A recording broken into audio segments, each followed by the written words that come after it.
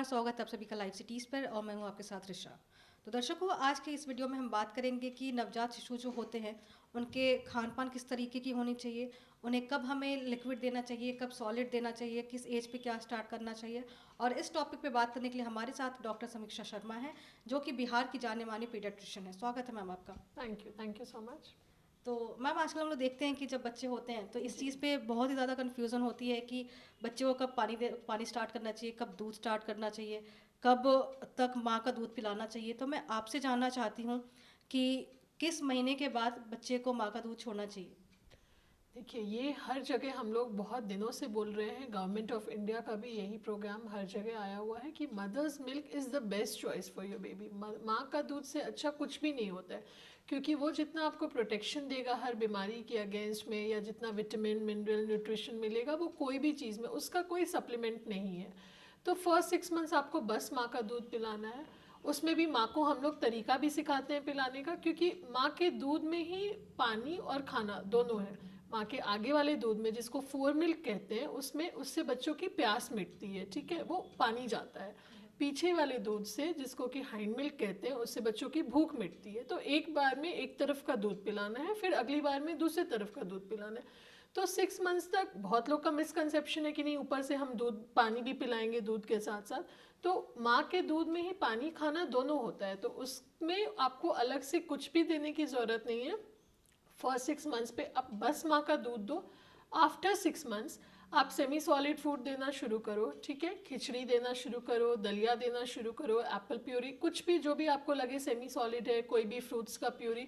और 1 at a time वाला weaning वाला प्रोसेस हम लोग लेते हैं कि आप फर्स्ट 5 डेज कोई एक चीज़ लो, नेक्स्ट 5 डेज वो जो फर्स्ट चीज़ लिया है आपने, मान लो आपने खिचड़ी लिया है, तो आपने फिर खिचड़ी के साथ आप दलिया खिलाओ, उसके बाद खिचड़ी दलिया एप्पल प्यूरी खिलाओ। कि अगर फूड एलर्जी होती है बच्चों को, या फिर कोई चीज़ नहीं डाइजेस्ट कर पा रहा है आपका बच्चा, और किसी चीज़ से लूज स्टूल हो रहा है, तो आपको पता चले और आप उस चीज़ को बंद करके फिर दूसरी चीज़ पे स्विच कर जाओ। तो मैम, आपने कहा कि बच्चों को 6 महीने तक सिर्फ माँ का जी। दूध ही देना चाहिए जी। क्योंकि उनके लिए उसमें पानी खाना सब कुछ होता है।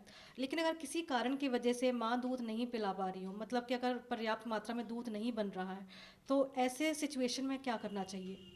देखिए, सबसे पहले तो हमें माँ को काउंसिल करना बहुत ज़रूरी है, क्योंकि ये हर मदर का कंप्लेन है कि मुझे दूध पूरे तरह से नहीं होता है, बच्चा का पेट नहीं भरता है, बच्चा रोते रहता है। तो अब माँ जितने देर अपने से बच्चों को छाती में सटा के रखेंगी, उतने बार माँ को ऑक्सीटोसिन जो हार्मोन होता है वो प्रोड्यूस होगा, और उससे मदर्स का मिल्क प्रोडक्शन बढ़ेगा।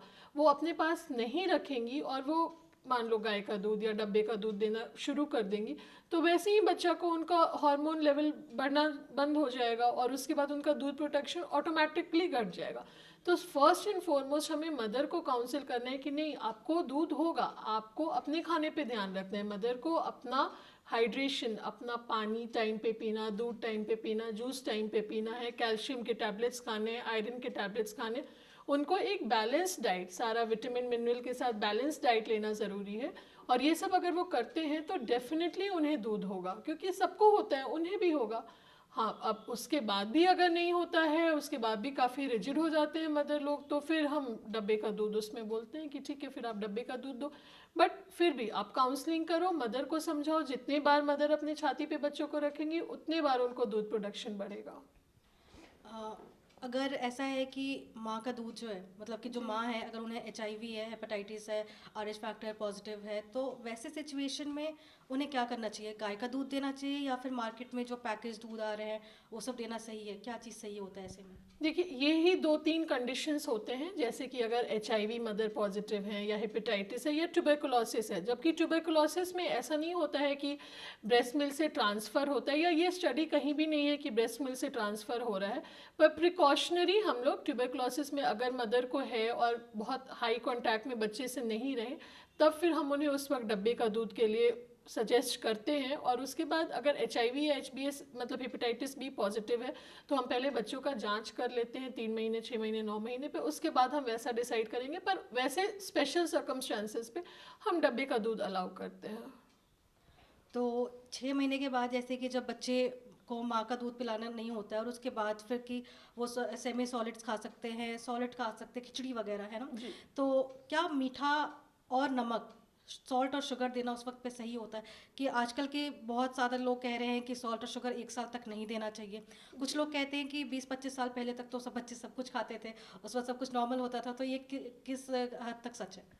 जी, ये बिल्कुल आया है कि 1 साल तक आपको सॉल्ट शुगर नहीं देना है। आप तो सोनम कपूर का भी अभी देख ही रहे हैं कि बॉटलिज्म हो जाता है, हनी नहीं देना है। वो एक बैक्टीरिया है जो हनी पे ग्रोथ करता है, तो उस वजह से हनी नहीं दिया जाता है। और क्योंकि बच्चों को टेस्ट मालूम नहीं होता है, बच्चा कुछ खाया ही नहीं होता है, उसे कुछ टेस्ट ही नहीं पता है, तो हमें 1 साल तक सॉल्ट और शुगर एक्चुअली में अवॉइड करना चाहिए। और आप बच्चों को जो खिलाओगे, अगर आप 1 साल के पहले उसको दे दोगे, बाहर का भी दे दोगे, तो उसे वही अच्छा लगने लगेगा। पर अगर आप नहीं दोगे तो बच्चों को पता भी नहीं चलेगा। आप जो दोगे वो अच्छे से खा लेंगे, उसी में आप कुछ फ्लेवर्स डाल दो, इलायची डाल दो, मतलब कुछ फ्लेवरफुल उसको बना दो। पर सॉल्ट और शुगर अभी 1 साल तक के लिए अवॉइड करना चाहिए। और गाय का दूध भी 1 साल के लिए अभी, क्योंकि वो सब पचाने में मुश्किल होता है, जैसे गाय का दूध होता है, ये पचाने में मुश्किल होता है। और सॉल्ट और शुगर भी बोला जाता है कि 1 साल तक आप अवॉइड करो, 1 साल के बाद आप धीरे धीरे इंट्रोड्यूस करो। और बच्चे को वैसे भी टेस्ट नहीं पता है, तो आप जो दोगे वो खा लेंगे। आजकल हम लोग देखते हैं कि जो छोटे बच्चे होते हैं तो उन्हें पैकेज्ड फूड खाने की बहुत आदत होती है कि तुरंत एक पैकेट फाड़े, लेस का, कुरकुरे का, चॉकलेट का खा लिए। तो ये कितना हार्मफुल होता है बच्चे के लिए और क्यों नहीं देना चाहिए उन्हें? अभी आप देखो, जितने भी पैकेज फूड खा रहे हैं उसके बाद बच्चे इतनी फंसी हो जाते हैं कि वो घर का खाना बिल्कुल खाना ही नहीं चाहते हैं। तो अगर आप दो भी, मतलब 1 साल के पहले तो कुछ भी नहीं देना है, उसके बाद आप धीरे धीरे दो भी, तो एटलीस्ट उन्हें एक हिसाब से दो, एक लिमिट में दो, और उसके लिए स्ट्रिक्टली उस चीज़ को फॉलो करो। नहीं तो फिर वो खाते नहीं है खाना।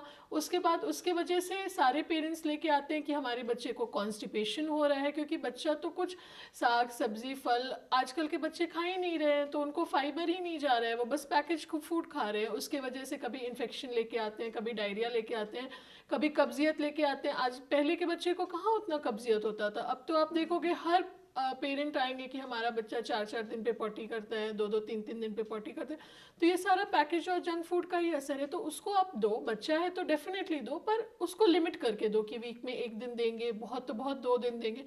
पर जो नॉर्मल डाइट है, जिससे कि आपका फाइबर बनता है, फ्रूट्स है, वेजिटेबल्स है, घर का है, रोटी सब्जी चावल दाल, उसको आप डेफिनेटली कंटिन्यू करवाओ। बहुत बहुत धन्यवाद मैम आपको ये तमाम जानकारी देने के लिए। तो दर्शकों, आशा करते हैं कि आज की ये जो वीडियो है वो आपके लिए लाभदायक रही हो। अगर आपने हमारे यूट्यूब चैनल को अभी तक सब्सक्राइब नहीं किया तो तुरंत कर ले, और साथ ही हमारे फेसबुक पेज को भी लाइक करें। वीडियो देखने के लिए धन्यवाद।